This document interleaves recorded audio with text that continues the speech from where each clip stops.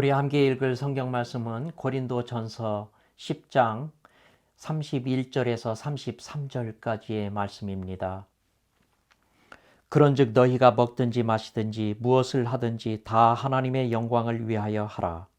유대인에게나 헬라인에게나 하나님의 교회에나 거치는 자가 되지 말고 나와 같이 모든 일에 모든 사람을 기쁘게 하여 자신의 유익을 구하지 아니하고 많은 사람의 유익을 구하여 그들로 구원을 받게 하라. 아멘. 지난 시간에 우리는 고린도 교회 성도들이 고민하고 있는 문제를 놓고 함께 나누었습니다. 우상에게 바쳤던 고기를 먹어도 되는가 아니면 먹으면 안 되는가? 이 질문에 바울이 무엇라고 대답했습니까? 먹으라고 했습니까? 먹지 말라고 했습니까? 바울은요, 먹으라고도 하지 않았고 먹지 말라고도 하지 않았어요. 대신 바울은 이 문제를 해결하는 방법을 가르쳐 주었습니다. 물고기를 원하는 사람에게 물고기를 주지 않고 물고기를 잡는 방법을 가르쳐 주었다고 말할 수 있을까요?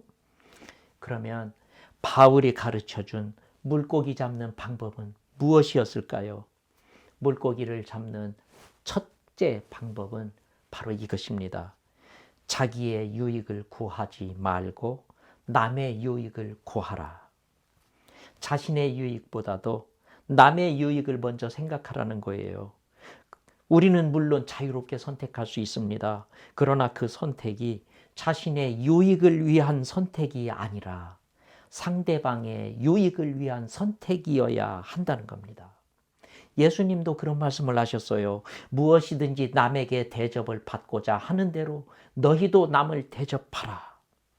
자신보다 먼저 상대방을 배려하라는 이 말씀을 우리가 황금률, the golden rule 이라고 부르지 않습니까?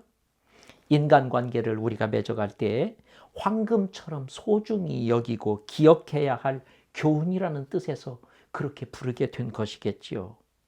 그때 바울은 주님의 황금률을 끌어다가 고린도 교인들을 향해서 자기의 유익을 구하지 말고 남의 유익을 구하라고 가르쳤던 것은 아닐까요? 계속해서 바울은 오늘의 본문에서 물고기를 잡는 두 번째 방법을 가르치고 있어요. 그런즉 너희가 먹든지 마시든지 무엇을 하든지 다 하나님의 영광을 위해서 하라. 바울의 말은 이렇게 시작합니다. 그런즉 여러분은 어느 경우에 그런즉, 그러므로 이런 단어를 사용하십니까? 앞에서 무언가를 자세히 길게 설명한 뒤에 그런즉, 그러므로 라고 말한다면 그 말은 바로 이런 뜻 아니겠습니까? 이제 내가 결론을 말하겠다. 바울은 자신이 지금까지 한 말에 대해서 이제 결론을 내리겠다는 겁니다. 그런즉 너희가 먹든지 마시든지 무엇을 하든지 다 하나님의 영광을 위해서 하라. 너희가 먹든지 마시든지. 여러분 이 구절을 주목해서 보세요. 바울은요 이렇게 말하지 않았어요. 너희가 예배를 드리든지 교회에서 봉사를 하든지. 이렇게도 말하지 않았어요. 너희가 성경을 읽든지 기도를 하든지. 또 이렇게도 말하지 않았어요. 너희가 전도를 하든지 구제를 하든지. 대신 바울은 이렇게 말했습니다. 너희가 먹든지 마시든지. 이게 무슨 뜻일까요? 바울은 어떤 의도로 이 말을 했을까요? 여러분, 먹고 마시는 일은 아주 사소한 일입니다. 예배드리는 일이나 성경을 읽는 일이나 기도하는 일이나 전도하는 일에 비하면 먹고 마시는 일은 너무나 사소한 일 아닙니까? 그리고 먹고 마시는 일은 하나님과는 아무 상관도 없는 것처럼 느껴집니다. 그런데 바울은 말하잖아요. 너희가 먹든지 마시든지 무엇을 하든지.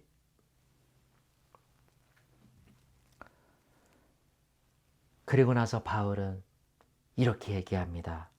다 하나님의 영광을 위해서 하라. Do it all for the glory of God. 바울의 결론이 이거예요. 하나님의 영광을 위해서 하라.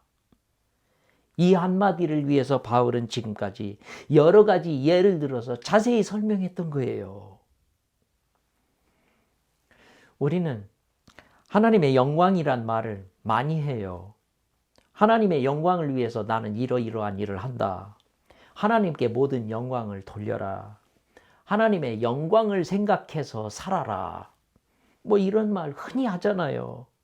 그런데요, 한번 제가 좀 여쭤보겠습니다. 하나님의 영광이란 무엇입니까? 여러분은 무엇을 하나님의 영광이라고 정의하시겠습니까? 하나님의 영광이 무엇인가를 알아야 우리가 하나님의 영광을 위해서 살 수 있지 않을까요? 어느 날 이사야가 하나님 보좌 주변에서 천사들이 찬송을 하는 것을 환상으로 보았어요. 그때 천사들이 이렇게 노래했단 말입니다. 거룩하다, 거룩하다, 거룩하다. 만군의 여호와여, 그의 영광이 온 땅에 충만하도다. 여러분, 히브리어에서 어떤 말을 최대한 강조하려고 할 때는 그 말을 3번을 반복합니다. 그런데 오늘 본문을 보면 천사들이 거룩하다는 말을 3번 반복하고 있어요. 거룩하다, 거룩하다, 거룩하다. 만군의 여호와여. 천사들은 하나님의 거룩하심을 지금 최대한 한껏 강조하고 있는 거예요. 그리고 나서 다음에 이렇게 말하고 있지 않습니까? 그의 영광이 온 땅에 충만하도다. 그래요. 하나님이, 거룩한 하나님이 임재하셨을 때 하나님의 영광은 온 땅에 충만하게 나타납니다. 모세가 시내산에 올라갔을 때 구름이 산을 가리고 여호와의 영광이 산 위에 나타났다고 성경이 기록하거든요. 그때의 광경을 이렇게 또 출애굽기 24장에서 기록하고 있어요. 산 위에 나타난 여호와의 영광이 맹렬한 불같이 보였다. 사도 요한도 자신이 환상으로 보았던 새 예루살렘의 모습을 이렇게 말합니다. 그 성은 해나 달의 비침이 쓸데없으니 이는 하나님의 영광이 비치고 어린 양이 그 등불이 되심이라. 이제 여러분은 하나님의 영광이 무엇인지 아실 겁니다. 하나님의 거룩하심이 빛나는 모습을 우리는 하나님의 영광이라고 해요. 하나님의 영광이란 하나님의 거룩한 속성이 빛으로 밝히 드러난 것, 그걸 가리키는 말이에요. 그래서 우리가 하나님의 영광을 위해서 산다라고 말할 때 그 말은 하나님의 거룩하심을 빛내기 위해서 산다 하는 말하고 똑같은 뜻이거든요. 모든 피조물은 하나님의 영광을 위해서 창조되었습니다. 빌립보서 2장 11절에 보면 하나님은 모든 사람이 예수 그리스도를 주로 시인하여 하나님 아버지께 영광을 돌리게 하셨다. 그렇게 말하고 있거든요. 그래요. 여러분과 저는 하나님께 영광을 돌리기 위해서 존재하는 겁니다. 하나님의 거룩하심을 온 세상에 환하게 빛내기 위해서 존재한단 말입니다. 그렇습니다. 우리는 하나님의 영광을 위해서 사는 사람들입니다. 이 세상은 우리가 하나님의 영광을 위해서 활약하는 무대인 것이지요.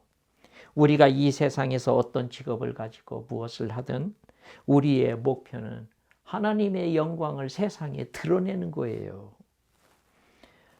우리가 하는 일들 중에 거룩한 일과 세속적인 일이 따로 있는 게 아닙니다. 아주 하찮아 보이는 일도 하나님의 영광을 드러내는 거룩한 일이 될 수 있어요. 먹고 마시는 일, 아주 작은 일 아닙니까? 그러나 그 작은 일을 통해서 우리는 하나님의 영광을 드러낼 수 있는 것이거든요. 그런가 하면 그 반대의 경우도 있지 않겠습니까? 아주 거룩해 보이는 일도 하나님의 영광과 상관없는 일이 될 수 있단 말입니다. 사람들 앞에서 거룩한 말씀을 전한다 해도 그것이 하나님의 영광과 아무 상관이 없는 일이 될 수 있단 말이에요. 때문에 우리는 항상 기억해야 합니다. 먹든지 마시든지 무엇을 하든지 다 하나님의 영광을 위하여 하라. 본문을 보면 바울은 우리가 하나님의 영광을 위해서 살 수 있는 실제적인 방법을 가르쳐 주고 있어요. 한번 여러분 보십시다. 바울은 이렇게 말하거든요. 유대인에게나 헬라인에게나 하나님의 교회나 거치는 자가 되지 말라. 여기에서 이 말에 주목해 보세요. 거치는 자가 되지 말라. 바울의 말은 이것입니다. 상대방을 배려하지 않고 자기 주장을 앞세우다가 상대방에게 걸림돌이 되지는 말라는 거예요. 이것은 하나님의 영광을 위하는 길이 아니라는 겁니다. 그렇다면 우리가 상대방에게 걸림돌이 되지 않으려면 어떻게 해야 합니까? 바울은 말하고 있습니다. 나와 같이 모든 일에 모든 사람을 기쁘게 하여 자신의 유익을 구하지 말고 많은 사람의 유익을 구하여 그들로 구원을 받게 하라. 보세요. 상대방에게 걸림돌이 되지 않으려면 자기의 유익을 구하지 말고 많은 사람의 유익을 구하라고 말하고 있지 않습니까? 바울은 물고기를 잡는 첫 번째 방법으로 돌아가서 지금 얘기를 하고 있는 거예요. 공동체가 때때로 위기를 만날 때가 있어요. 그런데 그 위기는 구성원들이 자기 자신을 사랑할 때 오거든요. 공동체가 어떤 목표를 세우고 일을 시작할 때는 모두가 하나가 돼서 열심히 달려갑니다.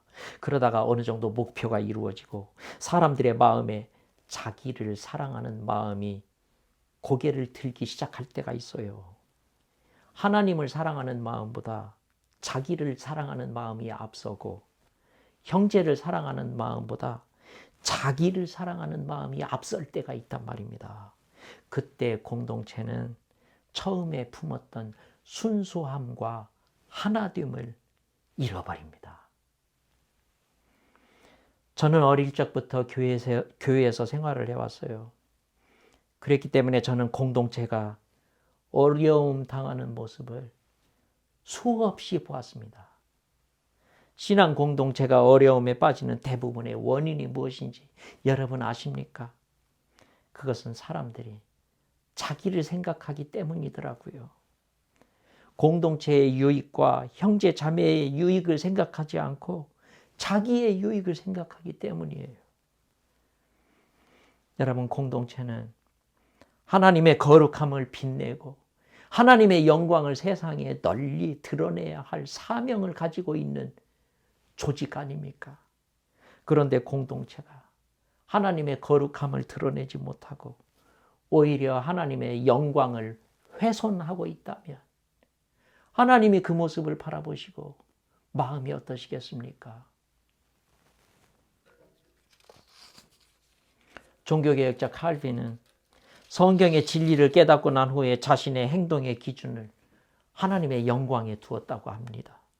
그는 항상 관용을 실천하려고 애를 썼지만 하나님의 영광이 훼손될 때에는 언제나 단호하게 행동했다고 그래요. 여러분, 우리가 정말로 하나님의 영광을 위해서 살기 원한다면 자신을 부인해야 합니다.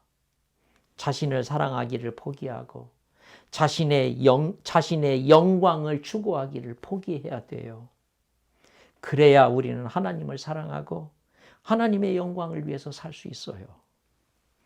성도 여러분, 우리는 날마다 선택을 하면서 살아갑니다.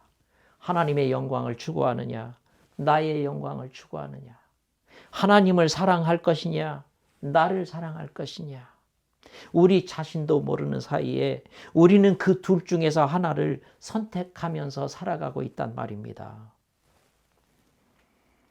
성도 여러분, 잊지 마십시다.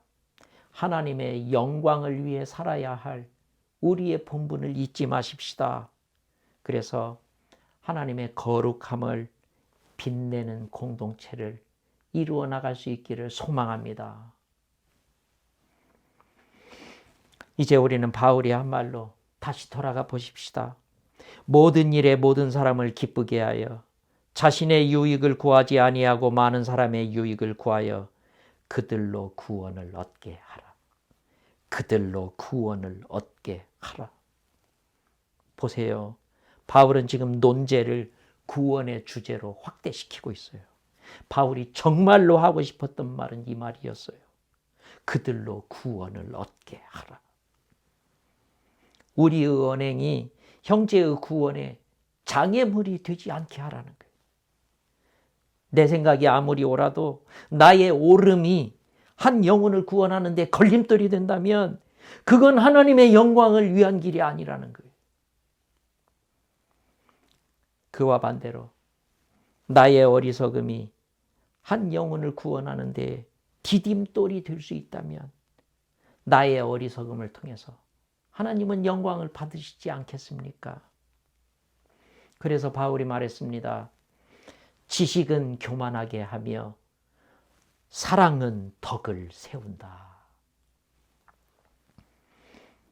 바울은 자신의 예를 들어서 이렇게 말했어요. 나에게는 어떤 음식이든 먹고 마실 권리가 있다. 나에게는 다른 사도들처럼 결혼할 권리도 있다. 나도 다른 사도들처럼 일하지 않고 전도에만 전념할 수 있는 권리도 있다. 그러나 나는 이 모든 권리를 주장하지 않는다. 바울이 왜 그러는 것입니까? 한 사람이라도 더 구원하기 위해서. 바울은 말했어요. 만일 음식이 내 형제를 실족하게 한다면 나는 영원히 고기를 먹지 않겠다. 그럼으로써 내 형제를 실족하지 않게 하겠다. 한 영혼을 구원하기 위해서라면 어떤 것이든지 포기할 준비가 되어 있는 사람이 바로 바울이었던 것입니다. 그렇습니다. 우리가 자신의 유익을 구하지 않고 타인의 유익을 구해야 하는 이유가 바로 이겁니다. 한 영혼이라도 더 구원을 얻게 하려고. 한 사람이라도 더 영원한 생명 안으로 들어오게 하려고.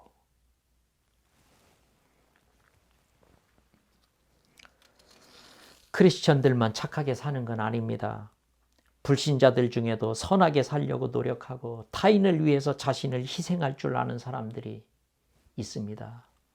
자신을 돌보지 않고 타인을 돌보는 고귀한 삶을 살아가는 사람들이 세상에도 종종 눈에 띈단 말입니다. 그러나 우리 크리스천들은 여기서 한 차원 더 올라간 삶을 살아야 합니다. 그것은 사람들을 구원하는 일인 거예요. 사람들을 영원한 생명으로 인도하는 일인 거예요. 크리스찬들이 자기의 유익을 포기하고 타인의 유익을 추구하는 진정한 이유는 바로 여기에 있는 것 아니겠습니까? 여러분, 오늘 본문을 통해서 바울이 한 말 절대로 잊어버리지 마십시다. 많은 사람의 유익을 구하여 그들로 구원을 얻게 하라. 우리가 자신을 포기함으로써 한 영혼이 구원을 받을 수만 있다면 하나님께서 우리를 통하여 영광 받으실 줄 믿습니다. 추수감사절이 다가오고 있어요. 감사절을 맞이하면서 저는 이런 생각을 해보았어요. 우리가 하나님께 감사하면서 사는 것도 하나님의 영광을 위해서 사는 일이 아닐까? 우리가 하나님께 감사를 올려드리는 것도 하나님께 영광을 돌리는 일이 아닐까? 저는 그런 생각을 해보았습니다. 그래요. 하나님께 감사하는 사람은요, 자기를 사랑하지 않고 하나님을 사랑하는 사람이에요. 하나님께 감사하는 사람은요, 자기의 영광을 포기하고 하나님의 영광을 추구하는 사람이에요. 하나님께 감사하는 사람은요, 한 영혼을 구원하기 위해서 자기의 권리를 포기할 줄 아는 사람이에요. 여러분은 어떤 일로 하나님께 감사를 올려드리시겠습니까?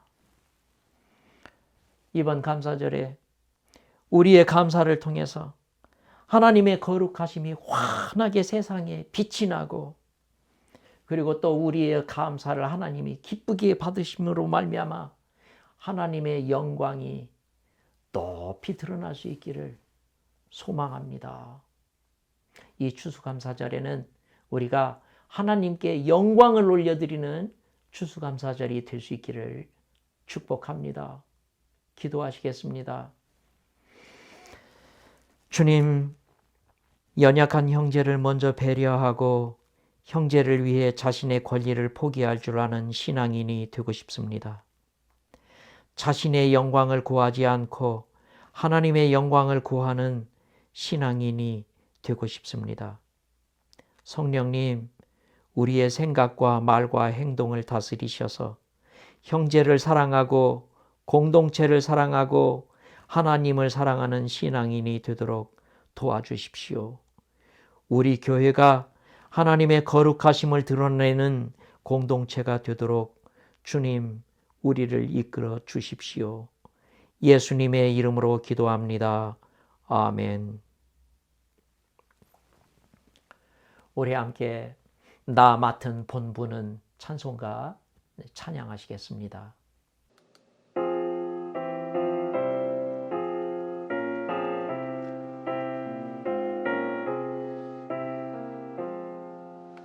나 맡은 본분은 우주를 높이고 무력을 구원하도록 잘 인도함이라.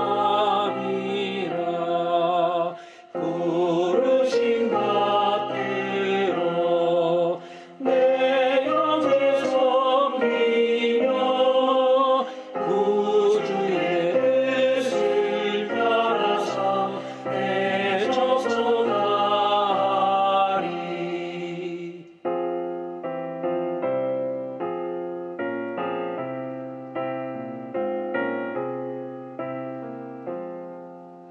주 앞에 모든 일 잘 행게 하시고 이후에 주님의 은혜 상받게 하소서. 나 항상 깨어서 늘 기도드리며 내 믿음 끊지 않도록 날 도와주소서.